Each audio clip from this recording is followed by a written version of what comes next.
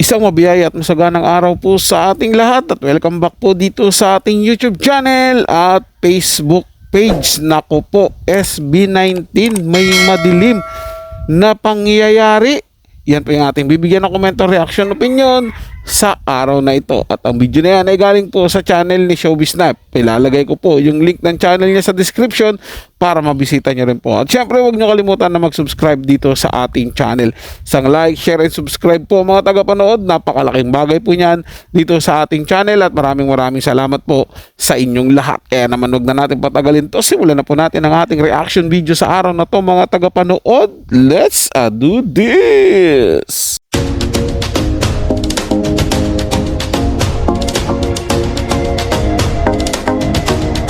Hindi pa rin natatapos ang mga pag-alala ng 18 or ang fans ng SB19 sa kanilang anniversary or yung mga pinagdaanan nila ng Mahalima o ng SB19 bilang fans.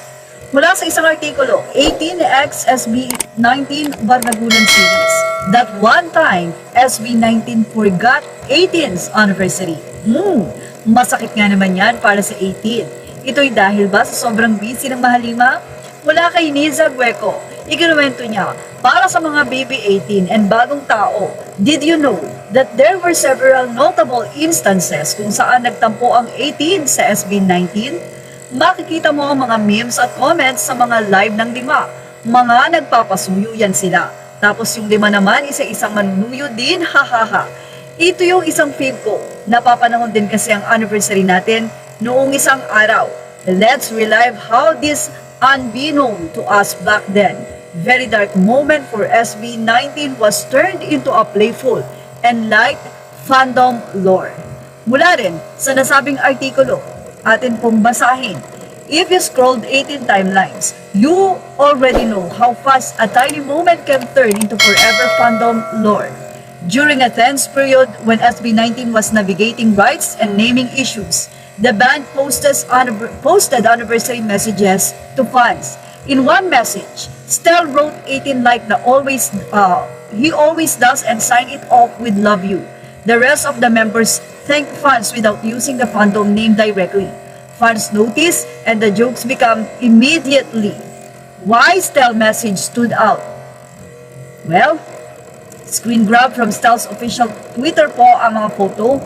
Stel's warm direct greetings carried extra weight because of the larger context. At the time, SB19 and their team were working through a trademark and rights issue related to the group name. That legal backdrop made public wording feel delicate, so the members were being careful with how they addressing things. Still, message landed as both genuine and expectedly brave, and 18 love him for it. A fandom that loves to joke turned the moment into running gag on X, Reddit, Facebook, and fan pages. People started calling Pablo, Josh, Ken, and Justin Stel stock. And who is SB19 and sino yan sila for not saying 18 by name that day. The idea was silly and affectionate. Stel was the one doing the greeting work while the rest were playfully reduced to helpers passing out notes. The meme spread quickly because it captured that exact mix of fandom, teasing, and warm protection. It was all in good, clean fun, and SB known this. The truth behind the other four members being unable to address 18 was not about coldness between the boys and 18. The true reason for the cautious post was the ongoing trademark situation around SB19's name and intellectual property during 2023. News reports from the time noted how the boys and involved companies were negotiating ownership and usage rights. After an amicable agreement was announced, fans were relieved and even more fond of the whole Stel stop story because it was funny rather than hurtful. Mentioning this legal context helps new 18 understand why the members posted carefully.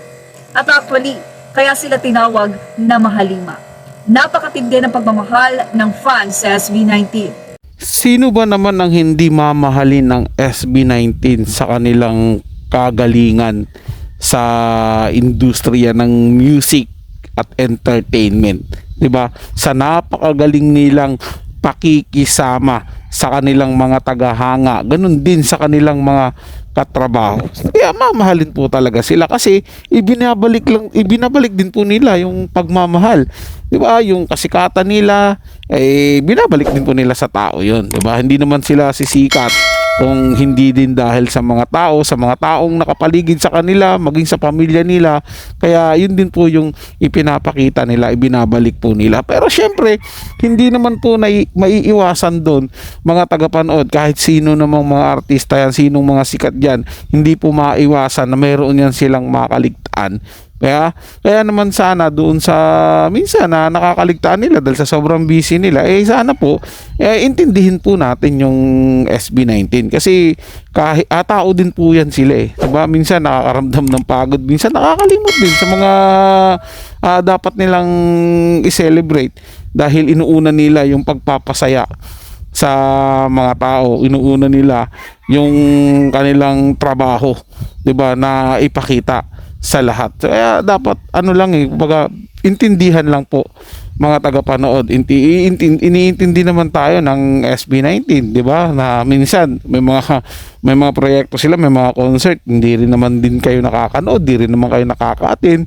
So ganun din sila na kung merong celebration kahit na sa fans club nila minsan di sila nakakapunta. Sana intindihin din po.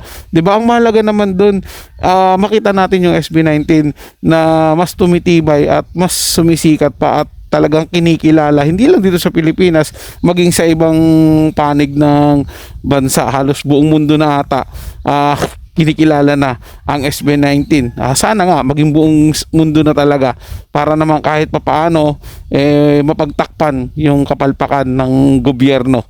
Dito man lang makabawi po tayo mga tagapanood sa entertainment part naman. Sila lang po mga tagapanood, ito'y comment at opinion lamang, wala pong personalan. Paalam po at mabuhay po kayong lahat. Maraming salamat po sa inyong panonood.